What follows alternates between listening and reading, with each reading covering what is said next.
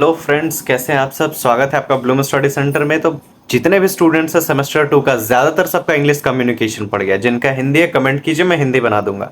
तो इंग्लिश से सबको डर लगता है। मैं जानता हूं कि मैं खुद भी हिंदी मीडियम से पढ़ा हूं, और अचानक से आ जाए कि कंपलसरी आपको हिंदी पढ़ना हो, वो भी एक क्वेश्चन के लिए 15 पेज जब लिखना हो, तो वो OMG।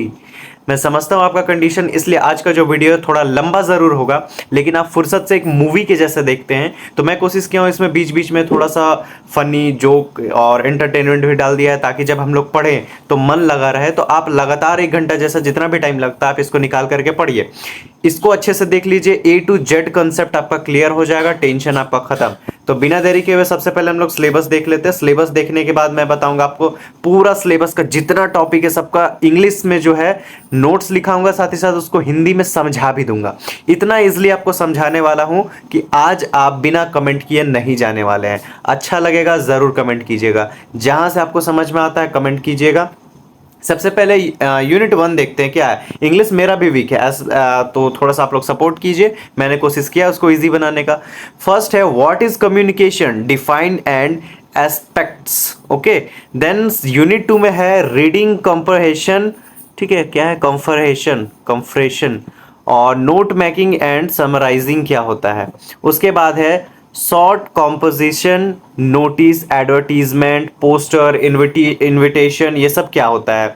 उसके बाद यूनिट 4 में आपको पढ़ना है letter writing, letter of inquiry, letter of placing order, letter of complaint, letter of request, letter to the editor, letter to the principal, application for job. और यूनिट 5 में आपको पढ़ना है आर्टिकल राइटिंग, रिज्यूम और राइटिंग, आर्टिकल राइटिंग और resume writing, ये दोनों क्या होता है। तो अभी जो है मैं पूरा का पूरा आपके लिए इजी बना दूंगा। सबसे पहले देखिए यूनिट 1 से शुरू करते हैं। यूनिट 1, अच्छा ये तो रहा सिलेबस। सिलेबस मैंने बता दिया आपको क्या क्या है। अब देखते हैं यहां से व्हाट इज कम्युनिकेशन। अगर आपके पास क्वेश्चन आ जाए तो आप क्या लिखेंगे उसको समझ लीजिए। हो सके कैसा क्वेश्चन आता है, कैसे कैसे क्वेश्चन पूछे जाते हैं, तो मैं आपको बता दूं। क्वेश्चन 50 मार्क्स का होता है, और इसमें फिल इन द ब्लैंक्स या तो फिर सही करने को या तो वर्ड मीनिंग लिखने को ऐसे क्वेश्चंस देते हैं, है ना। तो आप इन सबको समझ के जाइए, स्पेशली आप लेटर राइटिंग, कम्युनिकेशन, ये सब पढ़ लीजिए। मैं आपको अभी लास्ट में बता दूंगा। चलिए बिना देरी के हम लोग स्टार्ट करते हैं। What is communication. तो सबसे पहले पूछा जा रहा है कि कम्युनिकेशन आखिर है क्या। इसका इंग्लिश और हिंदी में आपको दोनों समझाऊंगा। तो communication is the simple act of sharing information, ideas और feelings from one person to another. क्या बोला जा रहा है, कम्युनिकेशन इज, जो कम्युनिकेशन है वो क्या है, सिंपल एक्ट, एक साधारण प्रक्रिया है। क्या, शेयरिंग इंफॉर्मेशन मतलब सूचनाओं का आदान प्रदान करना, आइडियाओं का मतलब विचारों का आदान प्रदान करना, फीलिंग्स मतलब भावों को, ठीक है, मतलब सूचना, विचार, भाव, इन सबको one person to another person, एक आदमी से दूसरे व्यक्ति तक पहुंचाना, दूसरे आदमी तक पहुंचाना क्या कहलाता है, कम्युनिकेशन कहलाता है। अगर आपको ये लाइन मेरा समझ में आया आप कमेंट कीजिए, ताकि मैं समझूं कि यहां समझ रहे हैं। आगे देखते हैं। It is like a bridge that connects two mind, मतलब दो दिमागों को जोड़ने वाला एक ब्रिज का काम करता, पुल का काम करता है। Whenever you speak, right और even use your hands to show something, you are communicating. क्या बोला जा रहा है, तो यह एक पुल की तरह काम करता है जो दो लोगों को जोड़ता है। जब आप बोलते हैं और लिखते हैं या इशारा का इस्तेमाल करते हैं तो आप संचार कर रहे होते हैं। वही आगे बोल रहा है, in your daily lives we constantly send and receive message. हम जो है अपने दैनिक जीवन में लगातार क्या करते हैं, संदेश भेजते और प्राप्त करते हैं, बोल रहा है। Without communication we would be unable to express our needs. हम लोग बिना कम्युनिकेशन के, हम लोग बिना एक तरह से संचार के क्या कर सकते हैं, अपनी जरूरतों को व्यक्त करने और विचार को साझा करने या दूसरों के साथ संबंध बनाने में असमर्थ होंगे। We would be unable to express our needs, share our thoughts और बिल्ड्स रिलेशनशिप विथ अदर्स, मतलब किसी के साथ में रिश्ता व्यवहार बनाने के लिए या फिर अपने भावनाओं को, विचारों को साझा करने के लिए हमको संचार सबसे इंपॉर्टेंट होता है, संचार मतलब कम्युनिकेशन सबसे इंपॉर्टेंट होता है। It is the fundamental way we instruct with the world around us. ये क्या है, हमारी जो दुनिया है उससे क्या है, बातचीत करने का सबसे बुनियादी तरीका है। ठीक है, तो ये हो गया व्हाट इज कम्युनिकेशन। अब देखते हैं कम्युनिकेशन का डेफिनेशन क्या हो सकता है, परिभाषा क्या क्या दिया जाता है। तो communication is the process of passing information and understanding for from one person to another. देखिए एकदम इजी सा है, communication is the process, communication एक प्रोसेस है ऑफ मतलब क्या होता है, पासिंग इंफॉर्मेशन मतलब इंफॉर्मेशन को पास करना, and understanding from one person to another person, एक व्यक्ति से दूसरे व्यक्ति का समझना। संचार एक व्यक्ति से दूसरे व्यक्ति तक जानकारी और समझ पहुंचाने की प्रक्रिया है। चलिए आगे देखते हैं और एग्जांपल्स का हम देते हैं कि और क्या क्या डेफिनेशन बन सकता है। तो communication is the exchange of thoughts, message और इंफॉर्मेशन थ्रू स्पीच, सिग्नल्स और राइटिंग। मतलब संचार का अर्थ है बोलकर संकेतों के माध्यम से या लिखकर विचारों, संदेशों या जानकारी का आदान प्रदान करना। ये जो है आपका इंग्लिश पेपर है तो सब कुछ इंग्लिश में रहेगा, लेकिन मैं हिंदी से समझा दे रहा हूं क्योंकि आप हिंदी से समझ पाओगे, इंग्लिश से लिखना होगा आपको, है ना। आगे देखिए, communication is simply that act of transferring information from one place, person और ग्रुप टू अनदर। संचार एक बस स्थान, व्यक्ति या समूह से दूसरे तक जानकारी स्थानांतरित करने का कार्य है। अब देखते हैं aspects of communication. Communication is not just a talking, it involves क्या है, several key aspects or parts that make the process complete. Think of this as the क्या है, ingredients required to make conversation work. The sender मतलब इसमें जो है ना क्या होता है, इसके कितने सारे ये होते हैं, पार्ट्स होते हैं, वो समझते हैं हम लोग। तो सबसे पहला पार्ट होता है इसका sender. This is the person who start the conversation और सेंड्स द मैसेज। सेंडर पहला कौन होता है, सेंडर मतलब प्रेषक जो भेजता है। यह व्यक्ति होता है जो बातचीत शुरू करता है, जैसे कि मैंने आपको बताया।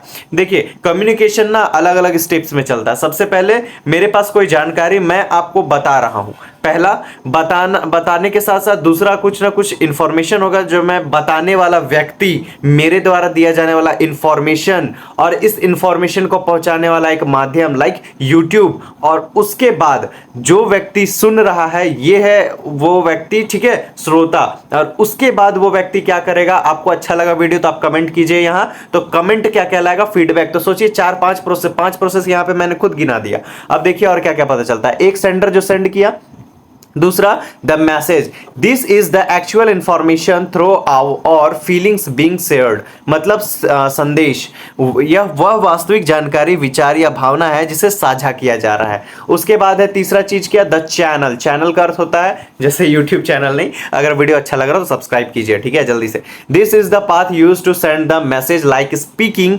Face to face, calling on the phone और सेंडिंग द टेक्स्ट ईमेल।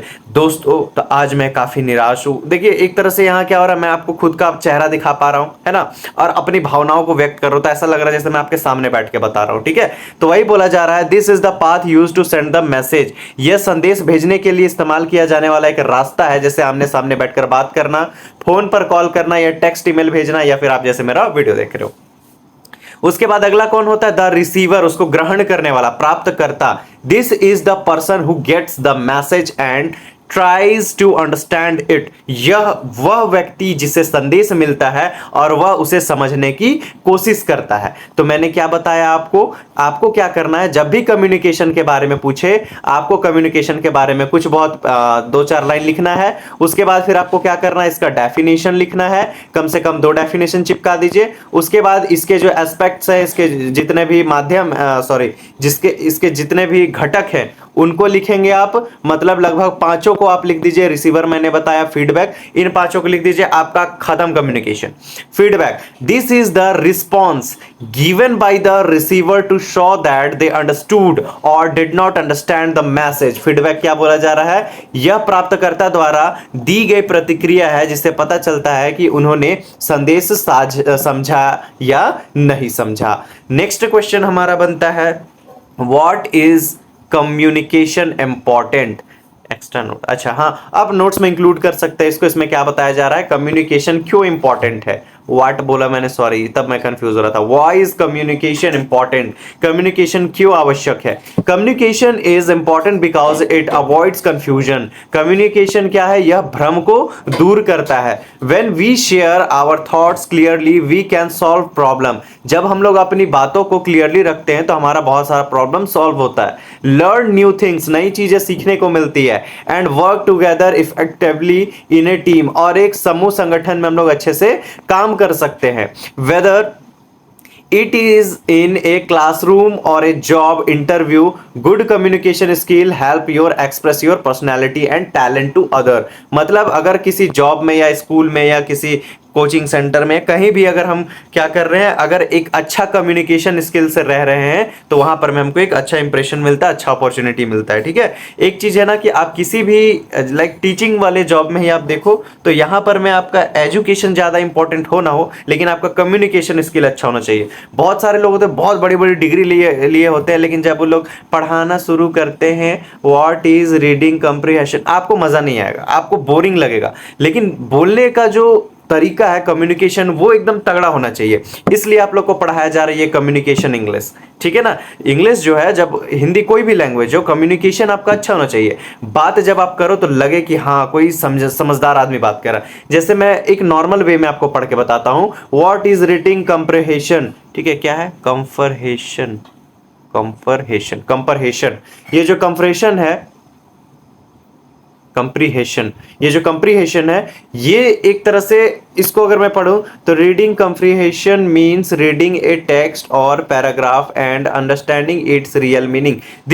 ये बिल्कुल घटिया तरीका हुआ पढ़ने का। इसमें क्या करना है, जो इंपॉर्टेंट वर्ड्स होते हैं उनमें हम अपने आवाज पे जोर डालेंगे। इससे क्या होगा, हमारा एक तरह से कम्युनिकेशन स्किल अच्छा सुनाई देगा। जैसे reading comprehension means reading a text और paragraph and understanding its real meaning. ठीक है, ये तरीका जो होता है ये एक तरह से दिमाग में प्रभाव डालता है। It is not just about reading the words aloud but understanding what the writer wants to say. इसका क्या बोला जा रहा है कि यह पाठ या पैराग्राफ को पढ़ना और उसका वास्तविक अर्थ समझना होता है एक तरह से रीडिंग कंप्रीहेंशन। यह केवल शब्दों को जोर से पढ़ने के बारे में नहीं है, बल्कि लेखक क्या कहना चाहता है उसे समझना भी आना चाहिए। ठीक है, तो आगे बोला जा रहा है, इन exams You are given an unseen passage and you have to find correct answer from it।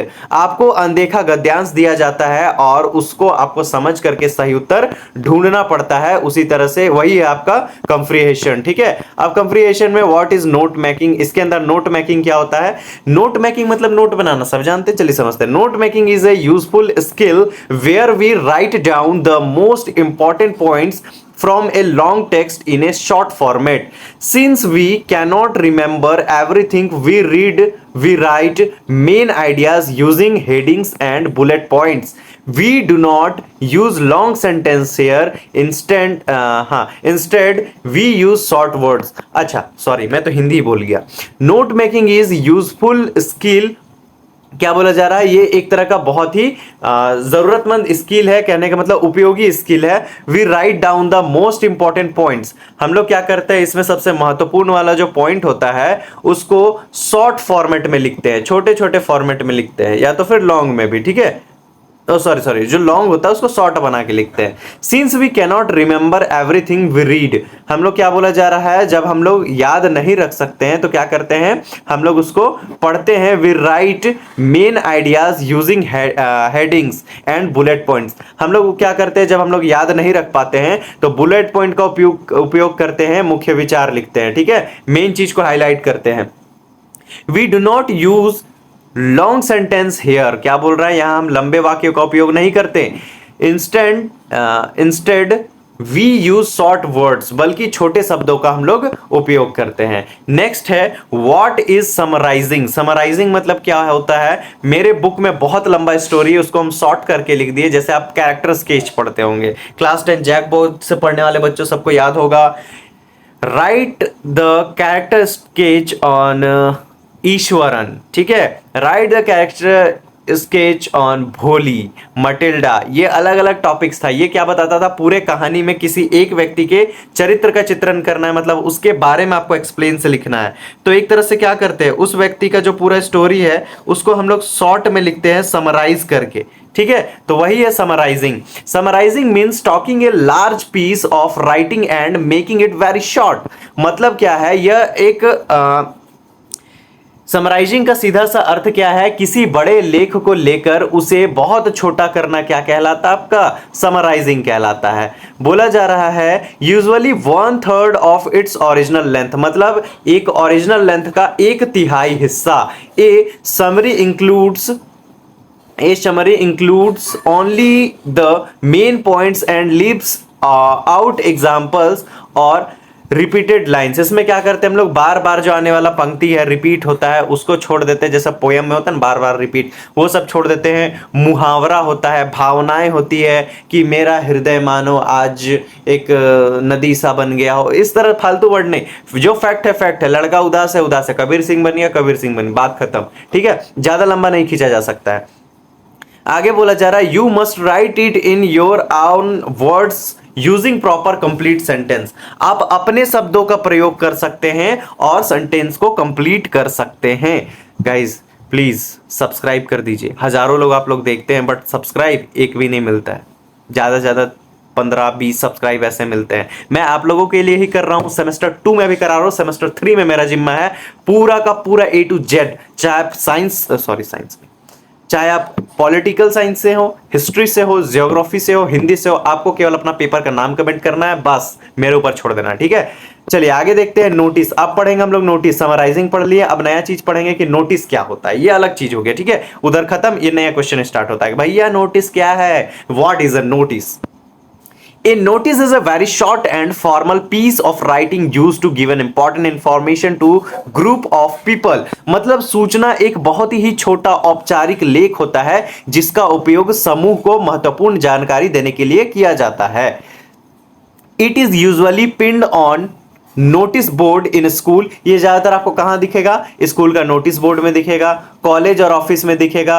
A notice always talks about an upcoming event, a meeting, a holiday और समथिंग दैट। मतलब ये ज्यादातर ये नोटिस क्यों होता है, किसी कार्यालय के नोटिस बोर्ड में लगा होता है। ये एक नोटिस हमेशा आगामी कार्यक्रम, क्या इवेंट होने वाला, कोई प्रोग्राम है, कोई एग्जाम है, बैठक, मीटिंग्स है, छुट्टी या खोई हुई पाई हुई चीज के बारे में, या फिर कुछ अपना अचीवमेंट बताने के लिए ये सब लगा होता है। Holiday, something that is lost और found, it must be brief, clear and written inside a neat box. ठीक है, क्या बोला जा रहा है, ये जो है संक्षिप्त रूप से एक साफ सुथरे बॉक्स के अंदर लिखा होना चाहिए। जैसे कि मैं आपको एक दिखाता हूं फॉर्मेट, देखिए एक छोटा सा बॉक्स बना हुआ है, इस बॉक्स में लिखा हुआ है एबीसी पब्लिक स्कूल, ऊपर लिखा हुआ है नोटिस, ताकि लोगों का ध्यान पड़े कि हाँ ये कोई सूचना है। डेट लिखा रहेगा कि इस नोटिस को कब पब्लिश किया जा रहा है। उसके बाद नोटिस का टॉपिक दिया रहेगा, जैसे कि पेरेंट टीचर मीटिंग। नोटिस का टॉपिक क्या है, माता पिता और बच्चे जो है और माता पिता और टीचर्स जो है वो लोग साथ में बैठेंगे मीटिंग के लिए। All the parents and students are informed that a parent teacher meeting will be held on 18 July 10 AM in school। इसमें क्या खास इवेंट का डेट और टाइम और जगह, ये तो एकदम 100% होना चाहिए, ठीक है। और उससे रिलेटेड होगा। और लास्ट में ये जो नोटिस है किसके तरफ से पब्लिश किया गया है, प्रिंसिपल के तरफ से। प्रिंसिपल होंगे यहाँ पर में और उनका यहाँ पर में सिग्नेचर होगा, ठीक है। तो ये हो जाएगा आपका कंप्लीट, इस तरह से बनता है नोटिस। आगे देखिए एडवर्टीजमेंट क्या होता है आशीष भैया, तो एडवर्टीजमेंट जो होगा वो क्या होगा समझिए। What is advertisement, N advertisement is a public announcement. Advertisement वो होता है संतूर जो आप लोग क्रीम लगाते हो, क्या बोलते हो उसको, फेयर लवली, जो 7 दिन में दे सबसे बढ़िया गोरापन निखार। पॉन्ड्स जो उभारे डार्क स्किन सेल्स को, उभरे हुए सड़े हुए स्किन सेल्स को। तो वही सब जो है वो एक तरह से एडवर्टीजमेंट कहलाता है। तो वही एडवर्टीजमेंट आप जाते होंगे तो आप जैसे जैसे ट्रेन से या बस से जाते होंगे तो बड़ा बड़ा पोस्टर लगा रहता, कोचिंग सेंटर का लगा हुआ रहता होगा, या तो कहीं पर में अजय देवगन कुछ यूं करके ऐसे करके खड़े रहते होंगे, ठीक है, बोलो जुबा केसरी। तो इस तरह से करके अलग अलग जो है एडवर्टीजमेंट्स होते हैं। तो वही एडवर्टीजमेंट का जो पोस्टर होता है उसके बारे में बात करना है। An advertisement is the public announcement, कमर दर्द हो गया पढ़ाते पढ़ाते बैठे बैठे, और प्रमोट गुड्स एंड सर्विसेज। मतलब क्या बोल रहा है, ये जो एडवर्टीजमेंट है एक सार्वजनिक घोषणा है जिसका उपयोग वस्तुओं और सेवाओं को खरीदने के लिए किया जाता है या फिर उसको बढ़ावा देने के लिए किया जाता है। It helps people find to jobs, rent house, sell car और look for missing person. Advertisement are usually printed in newspaper और magazines. In exams we write classified advertisements which are very short, point wise and placed inside a box to save space and money. यह लोगों को नौकरी खोजने, घर किराए पर लेने, कार बेचने या लापता लोगों की तलाश करने के लिए मदद करता है। विज्ञापन आमतौर पर समाचार पत्रों पत्रिकाओं में छपते हैं। आप न्यूज़पेपर खोलोगे तो फ्रंट पेज में बड़ा सा किसी कार का, किसी लोन कंपनी का, यही सब छपा हुआ रहता है। देखिए, परीक्षाओं में हम वर्गीकृत विज्ञापन लिखते हैं जो बहुत छोटे पॉइंट वाइज और जगह वो पैसे बचाने के लिए बॉक्स के अंदर रखे जाते हैं। एग्जाम में जब भी आप लिखो 20 से 25 शब्द 25 शब्द से ज्यादा मत लिखो, ठीक है, छोटा सा बॉक्स बना करके। तो इसका एग्जाम्पल मैं आपको दिखा दूं, ये रहा, देख लीजिए भैया, एडवर्टीजमेंट वांटेड, अच्छा सॉरी, मतलब मांग, डिमांड वाला वांटेड, हमको लगा वांटेड टीचर्स, ठीक है। ये एडवर्टीजमेंट लिखा हुआ है यहाँ पर। मैं कोई भी इंसान कहीं भी पोस्टर चिपका, जैसे कि आप देखे होंगे पोस्टर चिपका रहता है। आप कभी गाँव के एरिया में ट्रैवल करोगे ना, तो जो मिट्टी का दीवार रहता है या ईंट का दीवार रहता है, इसमें पेंट उंट नहीं रहता है, वहां पर व्हाइट कलर से लिखा हुआ रहता है कि मिले ये बाबा से इस तरह से करके इन रोगों के लिए, ठीक है। तो आप लोग समझ रहे होंगे कि मैं किन एडवर्टीजमेंट का बात कर रहा हूँ। बोल तो या नहीं सकता, बट पता है उस तरह से जो एडवर्टीजमेंट लिखा रहता है उसी तरह से इसको अगर हम प्रिंट करके लिखे तो कुछ इस तरह से लिखेंगे, वांटेड टीचर, हमें शिक्षक चाहिए।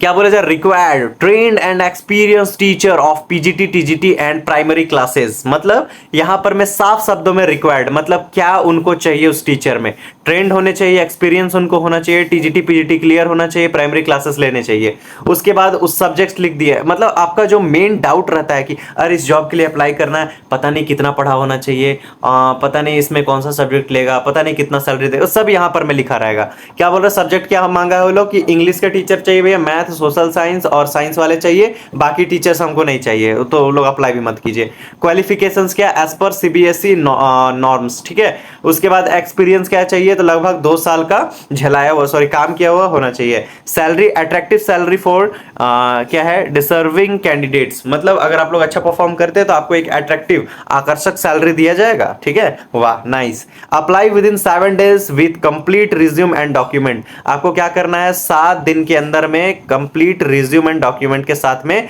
अप्लाई करना है। डेट वहां मेंशन रहेगा, सिटी सेंटर और कॉन्टैक्ट यहाँ पे एबीसी पब्लिक स्कूल दिया हुआ रहेगा, ठीक है। अब देखते हैं पोस्टर अगर हमको बनाना है तो व्हाट इज ए पोस्टर, ये एडवर्टीजमेंट था। ओ सॉरी, मैंने वो जो बताया था ना विज्ञापन, हालांकि अब विज्ञापन को भी एक तरह से उस तरह से ही ये किया जा रहा है एडवर्टीजमेंट के लिए। पोस्टर भी एडवर्टीजमेंट का बन सकता है। चलिए देखते हैं। A poster is a large visual combination of word and simple drawing. Its main goal is to catch people's attention quickly. मतलब पोस्टर जो होता है ना, विजुअल कॉम्बिनेशन, बहुत सारा दृश्य बना हुआ रहता है उसमें, जो क्या करता है, लोगों का तुरंत ध्यान खींचता है। तो यहां पर में क्या बोला गया है, पोस्टर शब्दों और सरल चित्रों का बड़ा सा संयोजन होता है। इसका मुख्य लक्ष्य क्या होता है, लोगों को जल्दी अपने ओर खींचना, ठीक है। आप देखेंगे बहुत सारा पोस्टर्स लगा रहता है दुकान के बाहर में, बड़े बड़े रेलवे स्टेशन में, है ना, अलग अलग जगह पर में आप देखेंगे, किसी चौक वॉक में भी पोस्टर्स लगे होते हैं, कोई बड़ा बड़ा बिल्डिंग होता है तो उसमें पोस्टर लगा होता है, जो क्या करता है, लोगों का तुरंत ध्यान खींचता है। आगे क्या बोला जा रहा है यहाँ पर में, words and simple drawing, its goals is catch people's attention quickly and create awareness about a social issues, ठीक है, लाइक सेविंग वाटर, ठीक है, अवॉइडिंग प्लास्टिक और टू प्लास्टिक का ही पोस्टर बना करके लिखता है अवॉइडिंग प्लास्टिक और to announce a cultural event a poster use catch क्या है catchy slogans bold titles and clean diagrams instant of long paragraph making it is very easy to read from a distance. क्या बोल रहा है कि लोगों को ध्यान ध्यान आकर्षित करता है किसी सामाजिक मुद्दे जैसे पानी बचाना, प्लास्टिक से बचना और इन सब के बारे में क्या करता है, जागरूकता पैदा करता है या किसी सांस्कृतिक कार्यक्रम की घोषणा करता है। कि बड़ा बड़ा पोस्टर देखे होंगे कि सरहुल क्या बोले मेला में आपका स्वागत है, इस तरह से करके जतरा में आपका स्वागत है। या फिर कहीं आप देखे होंगे कि इस दुर्गा पूजा पंडाल समिति में आपका स्वागत है, इस तरह से करके बड़ा बड़ा बैनर पोस्टर लगा हुआ रहता है। आगे बोला जा रहा है एक पोस्टर में लंबे पैराग्राफ के बजाय, मतलब कहानी नहीं लिखा रहता कि आज से करीब 500 साल पहले ये नाम का राजा हुआ करता था, वो नहीं, इतना लंबा कहानी नहीं लिखना है। ठीक है, उसमें क्या लिखा रहेगा, दिनांक इतना बजे। ठीक है, जैसे कलश यात्रा निकल रहा है, ठीक है, हम लोग यहाँ पे हिंदू धर्म में जैसे कलश यात्रा निकाला जाता है तो उसका भी पोस्टर लगता है जगह जगह पे। तो दिनांक इतना टाइम इतना, जैसे मान लो 12 जुलाई, ठीक है, 12 जुलाई को होगा, 12 जुलाई 2025, डेट लिखा हुआ रहेगा, मुख्य जो लोग रहेंगे उनका नाम लिखा रहेगा, मंदिर का नाम रहेगा, कहाँ से कहाँ तक जाना है जल कलश यात्रा के लिए वो लिखा रहेगा। तो एकदम शॉर्ट में अपने पॉइंट्स को वो लोग रख देते हैं। ठीक है, उसके बाद क्या बोला जा रहा है, सांस्कृतिक कार्यक्रम की घोषणा करना है। एक पोस्टर में लंबे पैराग्राफ के बजाय आकर्षक नारे, बोल्ड टाइटल और डायग्राम का उपयोग किया जाता है जिससे दूर से पढ़ना आसान हो, मतलब दूर से ही नजर। ये लीजिए example, save water save life, every drop counts. देखते ही क्या पता चल रहा है कि एक ड्रॉप है जिसके अंदर एक पृथ्वी है, और ये ड्रॉप अगर बर्बाद होता है तो एक तरह से ये अर्थ भी नुकसान पहुंच रहा है, अर्थ को भी, है ना। तो वही चीज इसमें दिखाया गया है कि save water today for better tomorrow. आज के लिए पानी को आज पानी को बचाओ कल के लिए, है ना। सबको पानी को बचाना है। ठीक है, चलिए आगे देखते हैं ताकि आने वाले समय में हरियाली हो। तो पानी अगर पेड़ पौधों के लिए, तो हम लोग क्या पियेंगे फिर, जल्दी से कमेंट करके बताइए क्या पीना चाहिए अगर पेड़ पौधे को हम लोग सब पानी दे दे तो। Turn off the tap when not in use, जब आपको नल का जरूरत नहीं आप इसको ऑफ कीजिए। देखिए यहाँ पे छोटा सा पिक्चर बना है। कलेक्ट रेन वाटर, बारिश का जल को जमा कीजिए और फिर उसको एक जगह पे संग्रहित कीजिए, जिससे क्या होगा, जमीन के अंदर जो जल का स्तर होता है जिसको कहते हैं भौम जल स्तर, ठीक है, वो एक तरह से लेवल में रहेगा। जैसे आपका बोरिंग का पानी नीचे चल जाता है, बोरिंग वाला, तो वो लेवल नीचे नहीं जाएगा, लेवल सबके निकलेंगे, सबका जो पानी का लेवल है वो ऊपर आएगा। ठीक है, आगे देखते हैं, यूज वाटर रिस्पॉन्सिबिलिटी है, रिस्पॉन्सिबली। अच्छा, वाटर को एक क्या बोले, एक तरह से जिम्मेदार व्यक्ति की तरह उसको यूज करना है। Water plants with saved water, water plants with saved water, पता नहीं क्या बोल रहा है, थोड़ा इंग्लिश मेरा कमजोर है भैया। आगे क्या बोल रहा है यहाँ पर मैं बस यहाँ पर डिटेल कुछ कुछ लिखा होगा, देख लीजिएगा अपना। अब देखते हैं हम लोग निमंत्रण। निमंत्रण क्या होता है, व्हाट इज इनविटेशन। इनविटेशन, आधा घंटा बीत चुका। Invitation is a short text sent to friend, relative और guest to invite them to a special occasion like a wedding, a birthday party और school function. It can be formal, printed card for many people, or informal, a simple letter to close friend. It must clearly mention the host name, the event's name, date, time and the complete venue address so that guest can arrival easily। मान लीजिए आपके घर में शादी, चलिए मेरा शादी है, ठीक है, अब मेरा शादी का कार्ड बनाना है, आपका मैं छोटा भाई, चलिए छोटा तो ये, अगर मैं आप मेरे से बड़े तो मैं आपका छोटा भाई, ठीक है, और नहीं तो फिर बड़े भाई का शादी है, तो अब आप इनविटेशन कार्ड बनाइए मेरे लिए मस्त सा एकदम धांसू सा। ठीक है, यहां पर मैं देखते हैं सबसे पहले आपको क्या लिखना होगा, समझ लीजिए पहले कि इनविटेशन क्या होता है। इनविटेशन, निमंत्रण क्या होता है, एक छोटा सा लेख होता है ना, कि मेरे मामा की शादी में जलूल से जलूल आना, जो दोस्तों रिश्तेदारों या मेहमानों की शादी, ठीक, जन्मदिन की पार्टी, स्कूल के समारोह जैसे विशेष अवसर पर आमंत्रित करने के लिए भेजा जाता है। ठीक है, अब मेरे दिमाग में वाला गाना बन रहा है, विवाह मूवी का गाना बज रहा है, कुछ बातें हो चुकी है। तो आप लोग जो है मेरा कार्ड जल्दी जल्दी छपवाइए, ठीक है, और बताइए डेट कब रखना है, आप लोग के अनुसार ही अब हम करेंगे। यह औपचारिक कई लोगों के लिए मुद्रित कार्ड या अनौपचारिक किसी करीबी दोस्त के लिए एक साधारण पत्र हो सकता है। ठीक है, मतलब अलग अलग तरह के कार्ड हो सकते हैं, मतलब पब्लिकली शेयर करने वाला कार्ड, जैसे पोस्टर लगा दिया कि भैया आप सब आमंत्रित है ना, तो सब कोई जा सकता है वहाँ, कोई ये नहीं है। लेकिन मेरा घर का अगर शादी है तो हम अनाप शनाप लोगों को नहीं ना बुलाएंगे, जो जान पहचान को नहीं को बुलाएंगे। अब हम रास्ता में लगा देंगे तो फिर मेरे घर में मेला लग जाएगा।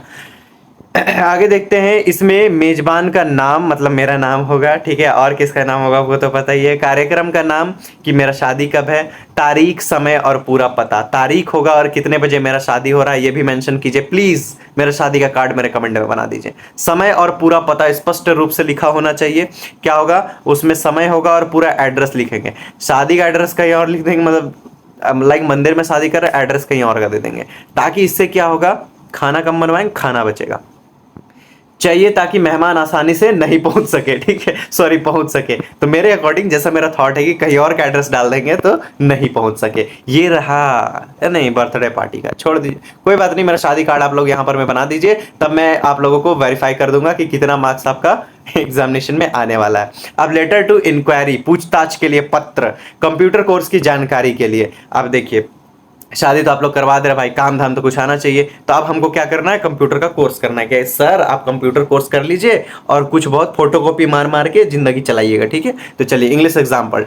To the director ABC computer Ranchi, मतलब कंप्यूटर क्लास का मालिक है, उसी को लिखा जाए director ABC computers Ranchi. Subject क्या है, इंक्वायरी अबाउट कंप्यूटर कोर्स, मतलब कंप्यूटर कोर्स के बारे में पूछताछ। Sir I want to join your Python programming courses, मैं आपके पाइथन प्रोग्राम, पाइथन अजगर को बोला जाता है लेकिन पाइथन ये कोर्स है, ठीक है, वो पाइथन अलग है। पाइथन प्रोग्रामिंग कोर्स मतलब ये कंप्यूटर का एक कोर्स है। Please send me the detail, please हमको इसका डिटेल भेजिए of the total fees duration, total fees कितना लगेगा कि भैया 150 रुपया लगेगा, और ड्यूरेशन कितना टाइम का लगेगा कि भाई 3 महीने, कम से कम तो 30 साल का तो टाइम दे रहे बाबा ये वाला, तो टाइम उसका बताना, एंड बैच टाइमिंग कि कितने बजे से कितने बजे तक का टाइम होगा, है ना, ताकि हम लोग देख ले कि स्कूल के टाइम पे हो रहा है या फिर कब हो रहा है, तो उसी के अकॉर्डिंग हम लोग ज्वाइन कर लें। Thank you, your faithfully Rahul Kumar. अब है letter for placing order, order देने का पत्र, स्कूल के लिए किताबों का ऑर्डर देना। इंग्लिश जैसे कि यहां पर हम देखते हैं, कोई मान लीजिए हम प्रिंसिपल है और क्या कर रहे हैं, स्कूल के लिए किसी को हम ऑर्डर दे रहे हैं कि मेरे लिए बुक जल्दी से इसको कंप्लीट करना है। To the manager Oxford books Delhi, ठीक है, यहां पर मैं टू, उसके बाद जिसको भेज रहे हो उसको, और जहां का उसका एड्रेस है वो। Subject order of school books, sir please send the following books to our school address by next week. English grammar 10 to 20 copies, science NCERT class 10 30 copies, ठीक है। Thank you your faithfully principal. तो यहां पर मैं जो मैंने बहुत short में बनाया, बस आपको एक फॉर्मेट दिखा रहा था, तो इसमें आपको कुछ बहुत 2-3 लाइन लिखना भी पड़ेगा, तो आप खुद से ये सर्च करके एक बार अपने कॉपी पे लिखेंगे। नेक्स्ट है लेटर ऑफ कंप्लेंट, शिकायत पत्र, खराब वॉशिंग मशीन की शिकायत। अब शादी हो गई भैया, दहेज मिला, वॉशिंग मशीन खराब है, तो हम लेटर लिखेंगे किसको, दुकान वाले को क्यों लिखे, हमको तो ससुर ने, ससुर जी को हम लेटर लिखेंगे खराब मशीन वॉशिंग मशीन की शिकायत के लिए। टू मैनेजर, मैनेजर, हाँ हाँ ससुर जी को मैनेजर बोला जा सकता है, यस और नो, टाइप करके बताइएगा। इलेक्ट्रॉनिक वर्ल्ड रांची, मेरा यहाँ पे ससुराल का नाम लिखा हुआ रहेगा, ठीक है। चलिए आगे देखते हैं। Subject complaint about defective washing machine, शिकायत, सब सब्जेक्ट लिखना सबसे ज्यादा जरूरी होता है कि मैं किस लिए शिकायत कर रहा हूं, क्योंकि हमको खराब वॉशिंग मशीन मिला है। Sir I brought Samsung washing machine, मुझे प्राप्त हुआ है क्या, सैमसंग का, मैंने खरीदा है सैमसंग का washing machine from your shop, आपके दुकान से, ठीक है, वो दुकान ही होता है उनका एक तरह से। ऑन 10th जुलाई, 10 जुलाई को, शादी वाला डेट ही इसमें मेंशन कर दीजिए, no problem. It has stopped working today, यह काम करना आज बंद कर दिया है, ये काम करना बंद कर दिया है, और एक का मुंह बंद नहीं होता। प्लीज रिपेयर और replace it is it is under warranty, मतलब वारंटी अगर है तो आप इसको क्या कीजिए, रिपेयर कर दीजिए, रिप्लेस कर दीजिए, ठीक है। Thank you your faithfully Amit Singh, मतलब ये रिपेयरिंग केवल वॉशिंग मशीन होगा या फिर मतलब रिप्लेस, कोई बात नहीं, खैर अलग बात। लेटर टू रिक्वेस्ट, अब अनुरोध पत्र, अब हमसे ना हो पाएगा भाई। मोहल्ले में स्ट्रीट लाइट लगा, अच्छा हाँ ठीक है, स्ट्रीट लाइट लगाने का अनुरोध, कि रास्ता मोहल्ला में जो है अगर हो सकता है कोई मुखिया वार्ड किन्हीं को हम लोग लेटर लिखेंगे तो क्या लिखेंगे, जैसे आपके यहाँ नगर निगम होता है तो म्युनिसिपल कमिश्नर, ठीक है, तो यहां पर मैं लिखेंगे request to street light, subject लिखना सबसे जरूरी है कि आप किस बारे में। अब जैसे बड़ा बड़ा अधिकारी लोग हैं, उनके पास हजारों लेटर आता है दिन का, मान लो दिन का नहीं, मतलब दिन में भी कम से कम 10-20 से लेटर तो कम नहीं आता होगा। तो जब वो लेटर खोलते हैं उनका दिमाग खराब नहीं हो जाएगा कि कहाँ पूरा पंचायती लिख दिया 3-4 पेज का। इसलिए सब्जेक्ट लिखना important, request to street light. अब नीचे हम नहीं सुनेंगे, ये लाइट मांगा हम दे सकते हैं, हाँ दे सकते हैं, देना जरूरी है, हाँ जरूरी है, कोई दिक्कत है नहीं है, हाँ बस सेंड कर दो उसको लाइट, बात खत्म। Sir I request to install street, यहां भावनाओं को व्यक्त किया जाता है, तो इस भावना पढ़ने के लिए अधिकारियों के पास टाइम नहीं होता है। Street lights in ward number 5, our area is very dark at night, रात को हमारा एरिया बहुत अंधेरा हो जाता है। वाह क्या बात बोला है, रात को हमारा एरिया बहुत अंधेरा हो जाता है। And it is not safe for people to walk, किन्हीं के लिए चलने के लिए सेफ नहीं है। अब बात यहां से इमोशनल हो जाता है, यहां मजाक नहीं। थिंकिंग थैंक यू, ठीक है, योर फेथफुली सीता कुमारी। चलिए आगे देखते हैं। लेटर टू द एडिटर, अभी जो मैं वीडियो बनाऊंगा अपने एडिटर को दूंगा, तो वही एडिटर को संपर्क करने के लिए सड़क की खरा, एक सेकेंड, एडिटर का होता है हमको नहीं पता है, संपादक के नाम पत्र सॉरी मैं कुछ गलत बोल दिया। एडिटर जो है वो एडिटर नहीं बोला जा रहा है, एडिटर कुछ और होता है, ये संपादक के नाम पे पत्र। ये क्या है देखते हैं। जो खराब जो रोड की स्थिति है उसके तरफ ध्यान खींचने हेतु, है ना। To the editor, the Hindustan Times Ranchi. अच्छा एडिटर का ही बात किया जा रहा है, लेकिन कौन सा एडिटर, जो न्यूज़पेपर में टाइपिंग करने वाला एडिटर है ना, उसका बात किया जा रहा है। मैं सोच रहा हूँ एडिटर कोई अधिकारी है कि क्या है, वही सोचा कि हम किस दुनिया में जी रहे हैं, एडिटर के बारे में हमसे अलावा, हमारे अलावा कौन हो सकता है भाई। सब्जेक्ट की बात करें तो बैड कंडीशन ऑफ रोड्स, वहां लिखेंगे एडिटर को कि भैया आप न्यूज़ में ना मस्त मसाला डाल के छाप दीजिएगा, हमारा रोड खराब हो गया है। वो जो पंचायत में आप देखे हैं, वो जो बोलते हैं कि ये रोडवे हम गाड़ी खराब नहीं चला रहे हैं, ये रोडवे वो है डॉट डॉट डॉट, कुछ था वर्ड याद नहीं आ रहा है। तो आप बताइए ये डायलॉग कौन बोला था। अगर पंचायत वेब सीरीज देखते हैं तो जल्दी से कमेंट करके बताइए, ताकि मुझे पता चले, मेरे जैसे स्टूडेंट्स भी यहाँ पर में। Sir throw your newspaper, I want to show the bad condition of roads in our city, there are many क्या है, potholes which cause accident daily. यहां पर मैं बहुत ज्यादा क्या मतलब, पॉथल्स जो है ना, मतलब गड्ढे, ये नहीं कि पत्थल का बात कर रहे हैं, बंगाली में पत्थल को पॉथल हो रहे हैं, पॉथल्स गड्ढे विथ केओस के एक्सीडेंट्स डेली, मतलब यहाँ रोज क्या हो रहे हैं, एक्सीडेंट्स हो रहे हैं। The government must fix it सून, सरकार को इसको जल्दी क्या करना चाहिए, सुधार करना चाहिए। Thank you your faithfully Rohan Sharma. A letter to principal, अब प्रिंसिपल को लेटर, 2 दिन की छुट्टी के लिए आवेदन। To the principal ABC school Ranchi, application for 2 days leave, मुझे 2 दिन की छुट्टी चाहिए। क्या sir I am a student of class 10th, I am suffering from fever, मैं बुखार से तड़प रहा हूं। ये हर स्टूडेंट्स का बहाना होता है, आज से नहीं, स्कूल टाइम से मैं देखते आ रहा हूं, जब भी लेटर लिखने को आता है, मुझे डॉक्टर ने 3 दिन की सलाह लेने की सलाह दी है, सॉरी 3 दिन की विश्राम की सलाह दी है मुझे, अतः मेरी आपसे निवेदन है कितने दिन की छुट्टी दे। ये बकवास जो है ना हम लोग स्टार्टिंग से करते आ रहे हैं। और हम क्या करते हैं, कभी कभार कुछ भी काम रहता, हम यही एप्लीकेशन में यही लिख देते हैं कि बीमार होने के कारण इतना इतना दिन का छुट्टी चाहिए, डॉक्टर ने मुझे सलाह दिया। देखने वाला समझ जाता है कि कब तक आशीष, कब तक ये फेक वाला तुम बनाओगे, कुछ तो असली बना दो। है बोल दो मन नहीं कर रहा, एक्सेप्ट कर लेंगे, लेकिन ये ड्रामा कब तक चलेगा।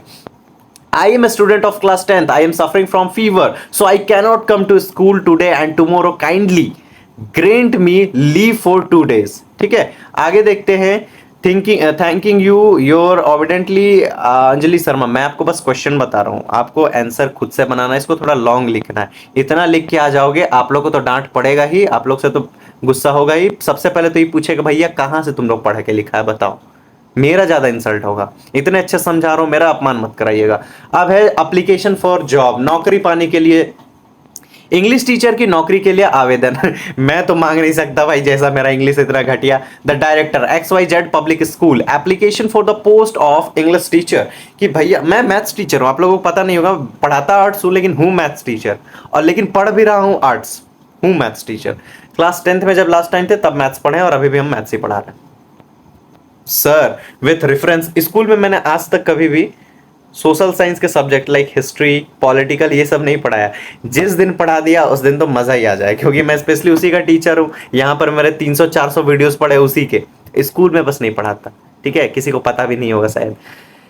I want to apply for the post of English teacher in your school. I have a B.Ed degree and 2 years of teaching experience. My resume is attached this letter. Resume क्या होता है? Resume होता है आपका कुंडली। कुंडली मतलब वो नहीं जो पंडित जी निकालते हैं, आप जो स्वयं लिखते हैं कि मेरा नाम ये है, पता ये है, डिटेल ये, माता नाम, पिता नाम ये, मैंने इतना इतना पढ़ाई किया, यहाँ यहाँ से किया, जो सारा आपका एजुकेशन क्वालिफिकेशन, आपका हॉबी, आपका इंटरेस्ट, आपका कैरियर के बारे में जो कुछ भी एक्सपीरियंस, सब कुछ वहाँ, अचीवमेंट सब कुछ वहाँ लिख देते हैं, वो है आपका रिज्यूम।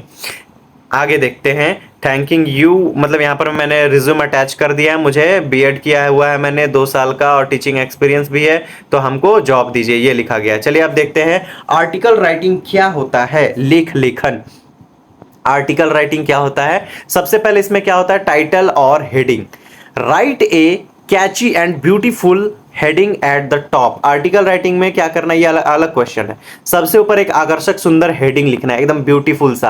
अब गर्ल्स उसमें क्या करती हैं, लिखने के बाद उसमें फूल बना देती हैं, ठीक है, ऐसे ऐसे पत्ता बना देती है। तो ये सब गलती कचड़ा तो करना मत कभी एग्जाम कॉपी में। अगर मेरे हाथों का भी ऐसा कॉपी लगे, ओ सॉरी मैं तो भूल गया, मैं तो खुद ही स्टूडेंट हूं, अभी क्या ही बोल सकते हैं। चलिए आगे देखते हैं। उसके बाद फिर आपको क्या लिखना है? Byline. Right the name of the writer just below the title. Title के ठीक नीचे लेखक का नाम लिखे, कि जैसे कि मैंने एक दोहा लिख दिया कि दुख में सुमिरन सब करे, सुख में करे ना कोई, जो सुख में भी सुमिरन करे तो दुख काहे को होय। इसलिए आज ही सब्सक्राइब कीजिए ब्लूम स्टडी सेंटर को। आप लोग खुशी खुशी में हमको भूल जाते हैं, दुख में फिर हमको याद करते हैं। उससे अच्छा है कि जब खुश होते हैं तब मेरे चैनल को सब्सक्राइब करके अच्छे से आराम से वहां पढ़ाई कीजिए, ताकि जब दुख हो तब कोई दिक्कत ना हो। अब फिर से सुनिए इस दुआ को, सुख में सुमिरन सब करे, दुख में करे ना कोई, नहीं, दुख में सुमिरन सब करे, सुख में करे ना कोई, जो सुख में भी सुमिरन करे तो दुख काहे को होय। अब आगे पढ़ते हैं। तो उसके नीचे लिख देंगे हम लोग नीचे कबीर सिंह, एक सेकेंड, लेकिन एक सेकेंड, कबीर दास, सॉरी मैंने किसी और का नाम बोल दिया। टाइटल के ठीक नीचे लिखने वाले का नाम होना चाहिए। Introducing paragraph, start the article by introducing the topic in simple word. सरल शब्दों में विषय का परिचय देकर आर्टिकल की शुरुआत करें। सबसे पहले उसमें सरल शब्दों में उसका परिचय दे। उसके बाद है बॉडी पैराग्राफ, एक्सप्लेन द क्या है ये, causes इफेक्ट्स, एडवांटेज ऑफ और डिसएडवांटेज। तो हम लोग किसी भी चीज के बारे में बता रहे हैं तो एडवांटेज बताना है, फायदा बताना है, डिसएडवांटेज उसका नुकसान बताना है, तो उसको एक टॉपिक में लिखना है। प्रभाव, फायदे या नुकसान के बारे में विस्तार से बताएं। Conclusion paragraph, and the article with a good advice solution. एक अच्छी सलाह के साथ, समाधान के साथ आर्टिकल का अंत करें, जिसको आप निष्कर्ष कहते हैं। आप लोग लिख लिख के तो परेशान हो गए, निष्कर्ष वही होता है। Simple sentence, use short and easy words so that anyone can understand. छोटे और आसान शब्दों का प्रयोग करें ताकि कोई भी इसे समझ सके। एग्जाम्पल ऑफ आर्टिकल, जैसे कि इंपॉर्टेंस ऑफ ट्री, पेड़ों का महत्व, बाय रोहन, ठीक है। यहाँ टाइटल लिखे, टाइटल के ठीक नीचे राइटर का नाम और उसके नीचे उसके फायदे, उसके नुकसान, उसके जो जो कुछ भी है सब कुछ मैंने यहाँ लिख दिया है। तो trees are very important for our life. मैं जल्दी जल्दी पढ़ देता हूँ इसको।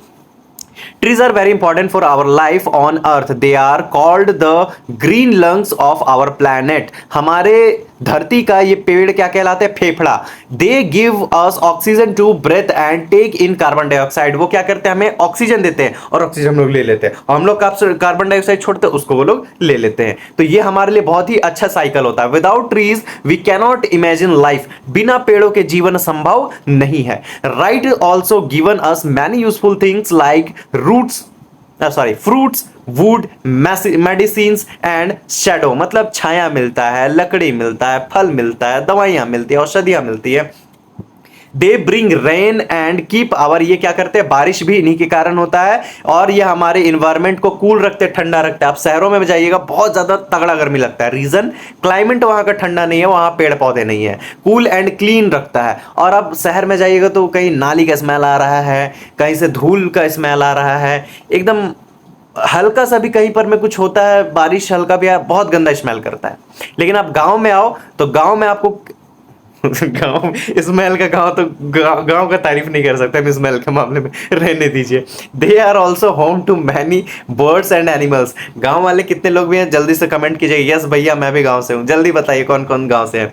बट जो कुछ भी हो, गांव में ना बिल्कुल ही, अगर आप कभी खेत घूमने चल जाओ, अब मैं ये नहीं कह रहा हूं कि धान खेत जाओ या फिर ऐसे जगह पे जाओ जहां गंदगी होती है, आप नॉर्मल किसी रास्ते पे चलो, या तो आपको वहां से आम के मंजर का खुशबू आएगा, या तो किसी फूल का, या तो पुटूस का खुशबू आएगा, या तो फिर हल्का फुल्का बारिश में मिट्टी का खुशबू आएगा। और ये जो खुशबू है ना गाइज, सुकून, आप लोग नहीं समझ सकते, गांव वाले ही समझ सकते हैं। कौन कौन गांव से है कमेंट कीजिए। मैं आज ही खेत से आया हूं, रोपा रोप के, पूरा कमर उमर में काफी दर्द है, ठीक है, फिर भी मैं आपके लिए वीडियो बना रहा हूं। कितना टाइम हो चुका, ओह माय गॉड 45 मिनट, 1 घंटा में कंप्लीट करना है मुझे। Today many peoples are cutting trees for houses and factories. मतलब यहां पर मैं, आप खुद से देख लीजिएगा, यहां पर मैंने आर्टिकल का एग्जांपल दे दिया है, नहीं समझ में आया तो हिंदी भी मैंने उसी पैराग्राफ वाइज दे दिया है। अब रिज्यूम राइटिंग क्या होता है, रिज्यूमे क्या होता है, रिज्यूमे का नाम आपने सुना होगा। रिज्यूम मतलब होता है जिसमें क्या होता है, आपका पूरा बायोडेटा लिखा रहता है कि आप कौन है, कहाँ हैं, मतलब क्या क्या पढ़ाई किए हैं। सबसे पहले तो contact information, right your name, phone number, email address and address clearly. मतलब आपको क्या करना है, सबसे ऊपर में आपको टॉप में फोन नंबर, ईमेल, नाम, ये सब लिखना है साफ सुथरा। Career objective, write a short line about why you want to get this job. आपको इस छोटी सी लाइन में लिखना है कि आप ये नौकरी पाना क्यों चाहते हैं। सीधी सी बात है भाई, पैसा। चलिए आगे देखते हैं। एजुकेशन डिटेल्स, ऐसे मत लिख दीजिएगा पैसा, वहां लिखना पड़ता है कि मैं किसी शिक्षा संस्थान में जा करके उन्हें एक अच्छा गाइडेंस देना चाहता हूं, अपने समय को वहां देना चाहता हूं और एक बेहतर प्रोग्रेस करना चाहता हूं। ये सब आलतू फालतू लिखना पड़ता है, मोह माया। लेकिन ये सब तो मोह माया है, बात क्या है यहाँ, केवल केवल और केवल पैसा। चलिए आगे देखते हैं। Education details, right your degrees, school names and passing years in A clear format. अपनी डिग्री, स्कूल का, कॉलेज का नाम, पासिंग ईयर को साफ साफ फॉर्मेट में लिखे। की skills, mention your special talents like computer knowledge, good speaking skill. अपने विशेष हुनर जैसे कंप्यूटर का ज्ञान या अच्छी बातचीत करने की क्षमता के बारे में बताएं। मैं अपना रिज्यूम लिखने बैठा है ना, इतना खुद का तारीफ कर दिया, लगभग लगभग 9 पेज पहुंच गया।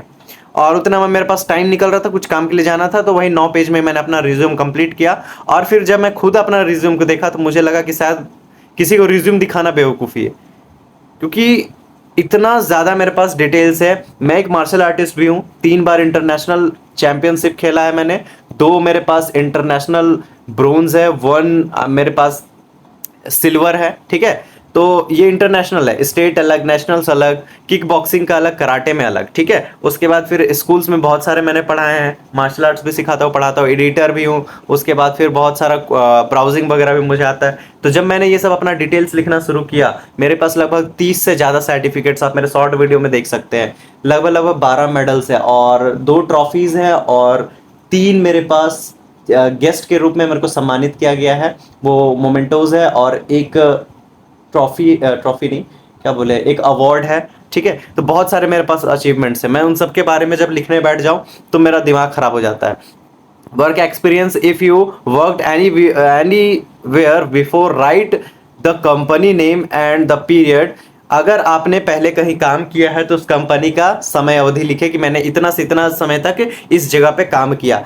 Clean layout, keep the resume clean, organised and placed it inside proper box format. Resume को साफ और व्यवस्थित रखें और इसके एक ही बॉक्स फॉर्मेट के अंदर बनाएं, ठीक है। चलिए ये देखिए resume, Amit Kumar computer operator, ठीक है। यहाँ उनका फोन नंबर दिया रखा है, ईमेल एड्रेस दिया रखा है, लालपुर रांची लिख दिया झूठ का। ये मत सोचिए किसी का है, ये पर्सनल इन्फॉर्मेशन किसी का नहीं है, ये केवल केवल एआई जनरेटेड फेक इन्फॉर्मेशन है, ठीक है। Date of birth 12 January 2002, nationality Indian. ये देखिए कैरियर ऑब्जेक्ट लिखा है भैया, to work honestly in a good company and grow my skills while contributing to the organisation success. इतना महान महान बात लिखा है, लेकिन ये एक ही सिद्धांत पे काम चलता है। कैरियर ऑब्जेक्टिव किस चीज पे, पैसा। आगे देखते हैं experience, 1 year experience as a computer operator at ABC office, ठीक है। मतलब 1 साल का मेरे पास, बोलते हैं ना 20 साल का तजुर्बा, मोटू पतलू में देखे वैसे होते, 1 साल का एक्सपीरियंस है मेरे पास, कहाँ, कंप्यूटर ऑपरेटर में। आगे देखते हैं, एजुकेशन मैंने कहाँ से किया, बीए रांची यूनिवर्सिटी से किया है, पासिंग 2024। ट्वेल्थ कहाँ से किया, जैक बोर्ड से किया, पासिंग ईयर 2021। एक सेकेंड, हाँ ठीक है, nice, great. Father's name, mother's name, gender, marital status, religion, category, सब कुछ डाल दिया गया है। स्किल्स डाला है कि हमको का आता है, एमएस ऑफिस में काम करने आता है, गुड कम्युनिकेशन स्किल है। टाइपिंग क्या है, 40 WPM मतलब वर्ड पर मिनट, मतलब हर मिनट में वो 40 वर्ड परफेक्ट लिख सकता है, जो भी आप बोलिएगा। टाइम मैनेजमेंट अच्छा आता है, क्विक लर्नर है, मतलब आलतू फालतू खुद से भी लिखना सकता है। डिक्लेरेशन मतलब मेरे द्वारा दी गई जानकारी सभी सही है, गलत पाने पे मुझे फांसी पे चढ़ा दे, सिग्नेचर, खत्म। लैंग्वेज कौन कौन सा आता है, हिंदी इंग्लिश लिख दिया, मैटर खत्म। आगे देखते हैं अब यहाँ पर मैं, चूज द मोस्ट। अब यहाँ से आपका शुरू होता है PYQ, प्रीवियस ईयर क्वेश्चन, जो 2022, 26, 23, 27 वालों ने झेला है, वो आपको मैं बता देता हूँ कि क्वेश्चन है। चलिए सबसे पहले देखते हैं, how is the fill in the blanks today, climate, weather, season. अब देखिए, हाउ इज द टुडे, आज कैसा है, क्लाइमेट, वेदर या सीजन। सही उत्तर क्या हो जाएगा आपका, वेदर होगा। भैया क्लाइमेट या सीजन क्यों नहीं, आज का बात किया गया है, आज आज आज। तो एक दिन में क्या बदलता है, वेदर बदलता है, क्लाइमेट बदलता है, या फिर सीजन बदलता है। चलिए समझते हैं इस चीज को। गलत विकल्प क्यों है बाकी ये सब, वेदर सही है, क्यों, क्योंकि यह किसी देश की कई सालों की स्थायी जलवायु, जैसे कि क्लाइमेट क्या होता है बाबू, क्लाइमेट को समझिए। क्लाइमेट मतलब ये क्या है, किसी देश की या सालों की स्थायी जलवायु, जैसे कि ठंडा देश या गर्म देश को कहते हैं। लाइक ऊपर में अर्थ का ऊपर साइड में और निचले हिस्से में क्या है, बर्फ जमा हुआ है, तो ये क्या है, क्लाइमेट। तो आज का क्लाइमेट कैसा, ऐसा हो सकता है नहीं ना, क्लाइमेट बदल जाएगा क्या एक दिन में, नहीं ना। तो उसी तरह से इसलिए ये नहीं होगा। यहाँ पे टुडे का बात कर दिया, मतलब एक दिन में कौन बदल सकता है, सीजन, ये 3-4 महीने तक का पूरा मौसम होता है, तो एक दिन में तो नहीं बदलेगा ना। कल गर्मी था, आज कैसा है मौसम, आज तो ठंडा है भैया, आज तो कंबल ढपा के सोए हैं, कल तो गर्मी पसीना से लथपथ थे, ऐसे तो नहीं हो सकता। नहीं, 3-4 महीने टुडे का बात किया, आज मौसम कैसा है पता नहीं, कल मौसम कैसा रहेगा। तो जो कल का बात कर रहे हैं तब क्या लिखना होगा हमको, वेदर लिखना होगा, ठीक है, क्योंकि वेदर तुरंत तुरंत बदलता है। ठीक है, अभी अभी धूप थी यहाँ पे लो, अभी बरसातों की धारा। यहाँ बी नंबर देखिए, have you ever heard him, fill in the blanks, laugh और smile. Have you ever heard him, तो यहां पर में क्या हो जाएगा, यहां पर में आंसर हो जाएगा लाफ। क्या हो जाएगा, लाफ। स्माइल क्यों नहीं भाई, तो स्माइल का मतलब होता है सिर्फ मुस्कुराना, जिसमें कोई आवाज नहीं होती। क्योंकि मैं, एक बात बताइए, आप मेरे पीछे खड़े हैं, ठीक है, एक आदमी है ए, एक आदमी है बी। ए करता है स्माइल, ठीक है, स्माइल शर्मा रहा है, अच्छा जी वैसे, अब बी क्या कर रहा है, तो वो हंस रहा है, ही हा करके राक्षस जैसे। तो आप बताइए, दोनों मेरे पीछे है, तो मुझे किसका सुनाई देगा, ये अच्छा जी वाला स्माइल सुनाई देगा, या तो फिर ये जो सांड जैसा हंस रहा है उसका सुनाई देगा। ऑफ कोर्स हंसने वाला को सुनाई देगा। तो क्या बोल रहा है, have you ever heard him, मतलब तुमने कभी मतलब हंसते हुए सुना, तो सुनने का बात आ गया या हेयर्ड का बात आ गया, ठीक है, सुना लिखा है, इसलिए आवाज वाली चीज लाफ ही सही उत्तर होगा। तो लाफ में आवाज आता है, स्माइल में तो आवाज नहीं आएगा। आगे देखते हैं C number, let us fill in the blanks with the work on hand, proceed, processed. मतलब सही उत्तर क्या हो जाएगा आपका, प्रोसीड। गलत क्यों है प्रोसेस्ड, गलत इसलिए है क्योंकि प्रोसेस्ड इसका मतलब होता है किसी चीज से पहले आना, यहां काम को आगे जारी रखने की बात हो रही है, जिसका मतलब है प्रोसीड, ठीक है। प्रोसीड मतलब क्या बोल रहा है यहां पर में, let us with the work on hand, मतलब प्रोसीड कर रहे हैं with the work on hand, काम हाथों पे काम दिया जा रहा है, तो यहाँ काम दिया जा रहा है, इसलिए क्या होगा, प्रोसीड मतलब दिया जा रहा है, ये चलेगा भी काम। प्रोसेस्ड मतलब कंप्लीट हो गया होगा, तो ठीक है। उसके बाद he is under the fill in the blanks that he is the best sportman, तो यहां पर में इल्यूशन होगा या डिल्यूशन होगा, तो सही उत्तर क्या हो जाना चाहिए, डिल्यूशन। क्यों, क्योंकि इल्यूशन इसका मतलब आंखों का धोखा होता है, लेकिन जब कोई इंसान खुद के बारे में कोई गलत फहमी या घमंड पाल लेता है तो उसे मानसिक श्रम को डिल्यूशन कहते हैं। मतलब कोई बहुत लोग होता है ना जबरदस्ती कि नहीं मैं ही सही हूं, वो डिल्यूशन होता है। और इल्यूशन क्या होता है, जो मिस्टेक हो जाता है, ओफ हम गलती से ये कर दिए। देखते हैं, how much did the scooter fill in the blanks you, cost, price या वैल्यू। स्कूटर का क्या पूछेंगे हम लोग, कॉस्ट पूछेंगे, प्राइस पूछेंगे या वैल्यू पूछेंगे। आज आपको बहुत बड़ा चीज पता चलेगा, जो आप दुकान जाके भैया इसका कॉस्ट क्या है, भैया इसका प्राइस क्या है, तो वही चीज आप समझिए। हम सीधे जाके बोलते हैं भैया इसका कितना लगेगा, ठीक है। देखिए प्राइस वैल्यू ये दोनों शब्द संज्ञा नाउन है, ठीक है। इस वाक्य में हम एक क्रिया की जरूरत है, हमें क्या, एक क्रिया की जरूरत है, एक वर्ब की, जिसका मतलब होता है कीमत पढ़ना। इसलिए क्रिया के रूप में यहां कॉस्ट सही बैठता है। यहां पर मैं एक का बात किया जा रहा है, इसलिए हम लोग क्या करेंगे, कॉस्ट का बात करेंगे, किसका, कॉस्ट क्या है। आगे देखते हैं, करेक्ट द फॉलोइंग सेंटेंस, वाक्यों को शुद्ध करें। Will I turn the light on, तो यहां पर मैं विल के जगह क्या लगना चाहिए, शल लगना चाहिए। क्यों, क्योंकि आई के साथ में और वी के साथ में हमेशा क्या लगता है, शल लगता है। क्या लगता है, शल लगता है। और अगर मैं बोलूं कि यू के साथ में, सी के साथ में, ही के साथ में, इन सब के साथ में क्या लगता है, तो उसके साथ में विल लगता है। तो ये जो है क्या बोला जा रहा है, शेल तुम्हारा सही हो जाएगा, विल हटा के क्या डालना होगा, शेल। गलत था जब हम खुद के लिए आई या वी के साथ सामने वाले किसी का काम अनुमति लेते थे, इसका बता दिया मैंने, वही चीज है। चलिए आगे देखते हैं।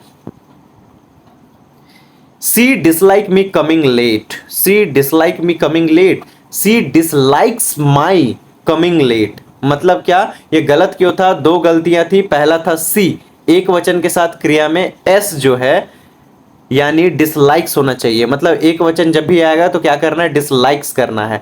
दूसरा कमिंग लेट, देर से आना, एक क्रिया संज्ञा है जिसके पहले मी, मुझे नहीं बल्कि माई लगना चाहिए। हम तो ऐसा नहीं बोल सकते जैसे किसी काम का बात करें, देर से आना, मुझे देर से आना, ये ठीक नहीं लगेगा, ठीक है। मैं देर से आना, ये मैं देर से आया, ये चलेगा, ठीक। तो मतलब ये लॉजिक को समझ लीजिए आप, क्या कि जब एक तरह से कोई भी क्रिया एक साथ लगेगा, रुको, हाँ, क्रिया संज्ञा एक साथ रहेगा तो आपको क्या करना है, हमेशा ध्यान रखना है, मी के जगह पे आपको माई डालना है। मेरा, मेरा देर से आना, ठीक है। मुझे देर से आना उसको पसंद नहीं, ये अच्छा नहीं लगेगा। मेरा देर से आना उसे पसंद नहीं, ये अच्छा लगेगा। She knew that I am coming, सही वाक्य क्या होगा, she knew that I was coming. क्यों गलत था, यहां पर मैं न्यू दैट आई के बाद एम हटा के वॉज किया गया, ठीक है। इसका क्या था, वॉज कब लगता है, जब पुराना पास्ट का बात किया जा रहा है। वाक्य की शुरुआत में शी न्यू मतलब वह जानती थी, न्यू का बात कर दिया, इसका मतलब थी का आ गया है ना, नाउ मतलब है। तो यहां पर मैं न्यू का बात किया मतलब पहले का बात कर रहा है, तो पास्ट टेंस में तो हमेशा क्या लगना चाहिए, एम के जगह वॉज और वेयर लगता है, ठीक है। आगे देखते हैं, did is it, sorry, it is time you wash your face, it is time to your wash your, it is time you washed your face. क्यों गलत था ये, क्योंकि इंग्लिश ग्रामर का नियम है, जब भी कोई वाक्य इट इज टाइम या इट इज हाई टाइम से शुरू हो तो उसके ठीक बाद आने वाला शब्द सब्जेक्ट साथ के साथ हमेशा वर्ब का दूसरा फॉर्म लगता है, सेकंड फॉर्म, ठीक है। वॉश के साथ क्या, वॉश की जगह क्या लगेगा, वॉश्ड लगेगा। हु इन्वेंटेड अमेरिका, मतलब सही वाक्य क्या होना चाहिए। वैसे बताइए अमेरिका का खोज कौन किया था, अमेरिका का खोज कौन किया था, कोलंबस, हाँ। सही वाक्य क्या है, हु डिस्कवर्ड अमेरिका, इन्वेंट, ये अमेरिका का खोज एक इन्वेंटेड, अच्छा देखिए इसका क्या है, इन्वेंट का मतलब क्या होता है, कोई नई चीज बनाना जो दुनिया में पहले कभी थी ही नहीं, उसको इन्वेंशन कहते हैं या इन्वेंटेड कहते हैं। और जैसे कंप्यूटर या बल्ब ये सब पहले नहीं था, लेकिन अमेरिका जो है एक जमीन है, जगह है, वहां लोग रहते हैं, सबको पता है कि नहीं है, मतलब वहां पर में इंसान रहते हैं, वहां भी दुनिया है, लेकिन कोई बाहर से आदमी आकर के उसको क्या किया है, खोजा है, एक तरह से ढूंढा है, ना कि उसको बनाया है। अब है फिल इन द ब्लैंक्स में क्वेश्चन है, more than one passenger fill in the blanks killed, मतलब एक से अधिक पैसेंजर मारे गए, तो वाज लगेगा या वेयर लगेगा, तो सही उत्तर क्या होगा, वाज। मतलब वेयर गलत क्यों है, भले ही मोर देन वन का मतलब एक से ज्यादा होता है, लेकिन ग्रामर के नियम में इसके अनुसार ठीक बाद एक वचन संज्ञा आती है और क्रिया भी हमेशा एक वचन ही लगती है। जो टेंस नहीं पढ़े हैं उनके लिए ये बिल्कुल जीरो होगा, दिमाग से निकल जा रहा होगा। अब एक इंपॉर्टेंट क्वेश्चन लास्ट में है, अभी देखते जाइए। The Japanese hard working, the Japanese are hard working या इज हार्ड वर्किंग। इज कब लगता है, इज लगता है ही के साथ में, सी के साथ में, इट के साथ में, है ना। यहां पर मैं क्या बोला गया, द जापानीज। इज क्यों गलत होगा, आर क्यों लगेगा, क्योंकि जब किसी देश के आगे द लग जाता है, जैसे कि द जापानीज, द इंग्लिश, ठीक है। तो यहाँ पर मैं जब भी किसी चीज के आगे द लग गया तो वहां सभी लोग या पूरे समाज को दर्शाता है, ठीक है। द इंग्लिश बोल दिया गया तो इंग्लिश पढ़ने वाले सभी लोगों को कहा जा रहा है। उसके बाद यहाँ पर मैं द जापानीज बोल दिया गया तो जापानीज बोलने वाले सभी लोगों को कहा जा रहा है। ये एक बहुवचन बन जाता है, इसलिए इसके साथ आर लगेगा, ठीक है। None of candidates appeared to none of the candidates fill in the blanks appeared for the interview, has या हैव लगेगा। तो सही उत्तर क्या हो जाएगा आपका, हैव हो जाएगा। हैज क्यों गलत है, नन ऑफ द के बाद जब कोई बहुवचन शब्द आता है तो आधुनिक इंग्लिश और परीक्षा में बहुवचन क्रिया हैव को ही सही और बेहतर माना जाता है।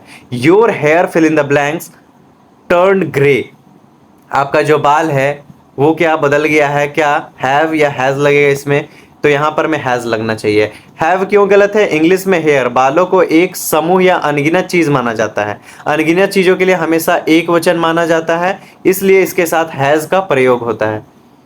चलिए आगे देखते हैं। The cattle grazing in the field is या आर लगेगा, तो क्या लगेगा, आर लगेगा, क्योंकि यहां पर मैं कैटल मतलब क्या होता है, मवेशियों का झुंड, बहुत सारा है इसमें।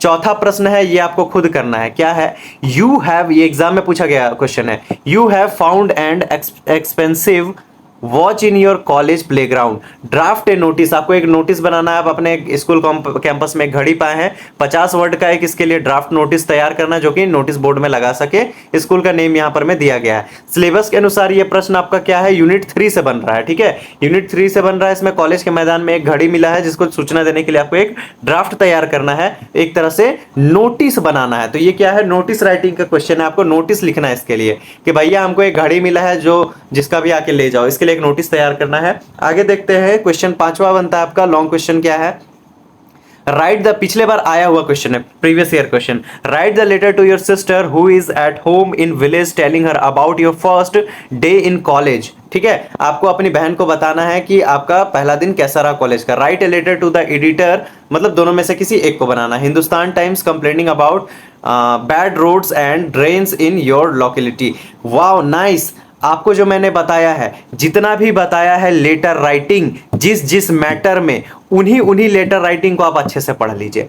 नेक्स्ट क्या है, इन प्रश्नों को आप और दिया गया है, इसका मतलब हाँ चलिए, सिलेबस के अनुसार ये जो भी मैंने बताया, ये प्रश्न आपका यूनिट 4 से लेटर राइटिंग से है। इसमें आपको इनफॉर्मल लेटर लिखना है, ठीक है, कॉलेज के पहले अनुभव को बताते हुए दोस्त कैसे बने, कॉलेज कैसा लगा, इसके बारे में बताते हुए अपनी बहन को एक चिट्ठी लिखना है, ठीक है। उसके बाद दूसरे वाले में और करके जो दिया हुआ है उसमें क्या करना है आपको, समाचार पत्र के संपादक जो एडिटर हैं उनको लिखना है लेटर। चलिए, अगर आप इतना तक वीडियो देख लिए हैं, मजा आया, समझ आया, तो जल्दी से कमेंट कीजिए यस भैया, और नहीं आया तो फिर आप रहने दीजिए भाई। आप लोग देखते हैं ना, सब्सक्राइब करते हैं ना, ये करते हैं, बस वीडियो देखना है, देखना है, गरीब का भला हो जाएगा, सब्सक्राइब कर दीजिएगा, एक तरह से मोटिवेशन मिलता है। यस गाइज, आप लोग सब मेरे साथ हो, सेमेस्टर 3 में आपका तैयारी मैं ही कराऊंगा, इतना मैंने करा दिया, इतना पढ़ के जाए, इतना टॉपिक्स, आपका काम हो जाएगा। Thanks for watching. जो जो टॉपिक आपको नहीं मिल पाता उसको आप और सर्च कीजिए, एआई पे कीजिए या फिर यूट्यूब पे ही वीडियोस देखिए, लेकिन आप उसको कवर करके जाइए, एग्जाम आपका अच्छा जाएगा। ओके, थैंक्स फॉर वॉचिंग, मिलते हैं आप नेक्स्ट वीडियो में। टेंस आप कवर कर लीजिएगा, ज़्यादा बेटर रहेगा। Thanks for watching, bye bye.